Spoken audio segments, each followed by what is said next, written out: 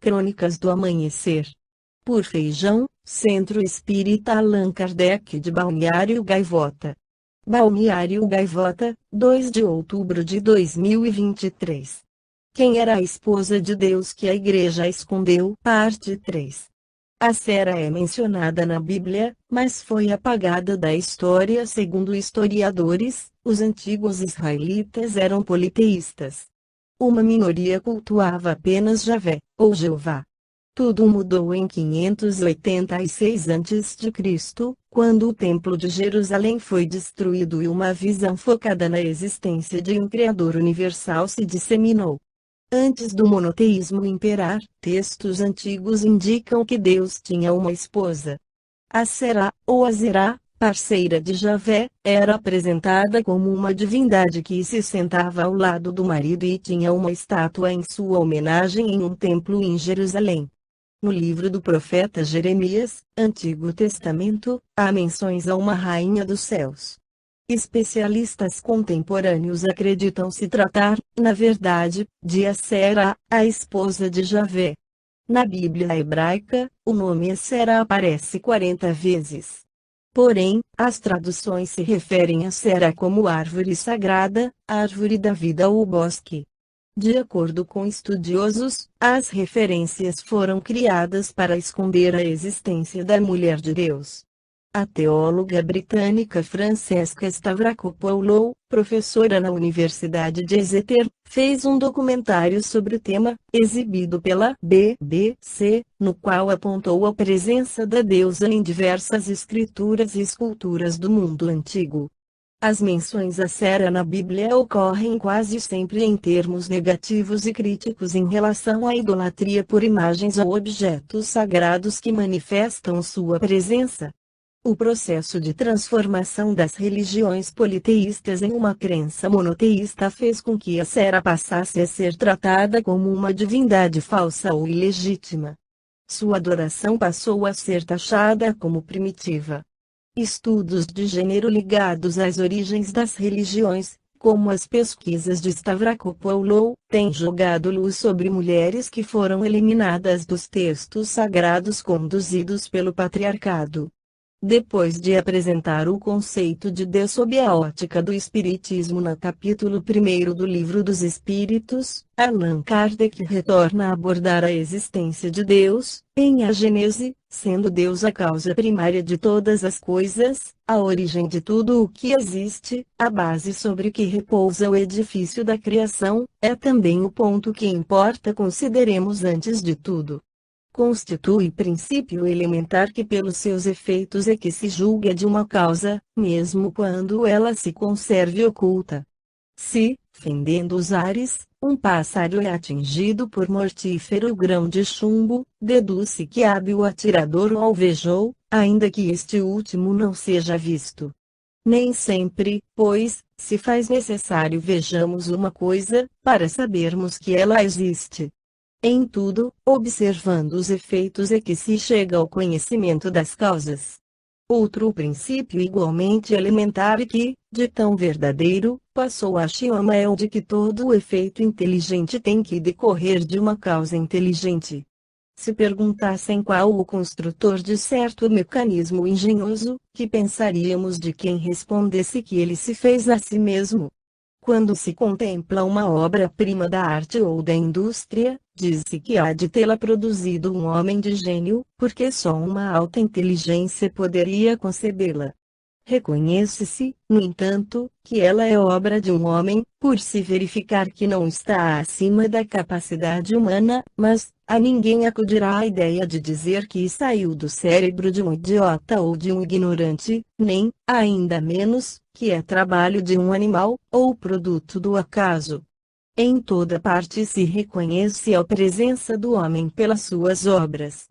A existência dos homens antediluvianos não se provaria unicamente por meio dos fósseis humanos, provou-a também, e com muita certeza, a presença, nos terrenos daquela época, de objetos trabalhados pelos homens.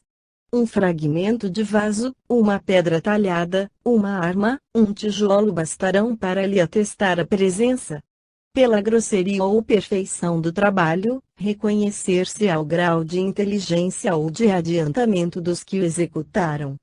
Se, pois, achando-vos numa região habitada exclusivamente por selvagens, descobrirdes uma estátua digna de Fídias, não hesitareis em dizer que, sendo incapazes de tê-la feito os selvagens, ela é obra de uma inteligência superior a destes.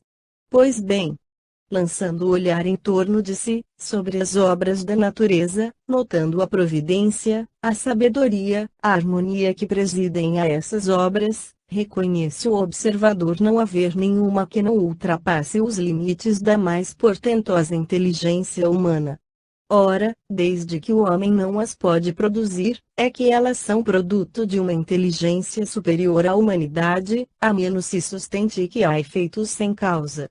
A isto opõe alguns o seguinte raciocínio: as obras ditas da natureza são produzidas por forças materiais que atuam mecanicamente, em virtude das leis de atração e repulsão. As moléculas dos corpos inertes se agregam e desagregam sob o império dessas leis.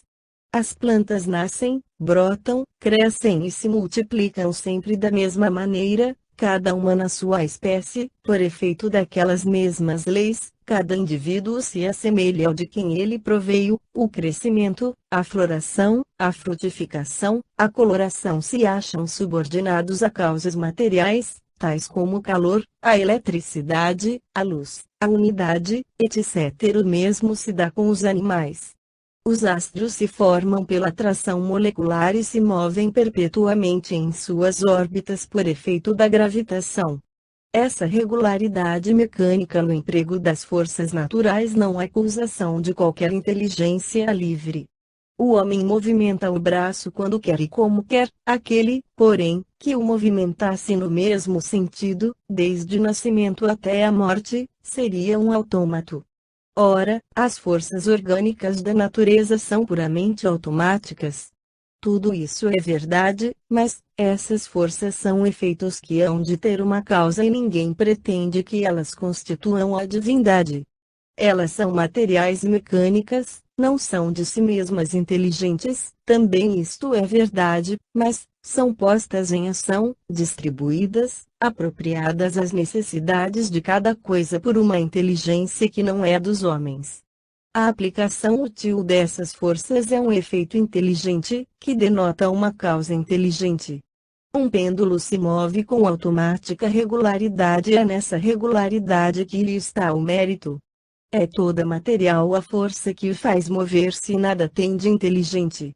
Mas, que seria esse pêndulo, se uma inteligência não houvesse combinado, calculado, distribuído o emprego daquela força, para fazê-lo andar com precisão? Do fato de não estar a inteligência no mecanismo do pêndulo e do de que ninguém a vê, seria racional deduzir-se que ela não existe? Apreciamo-la pelos seus efeitos.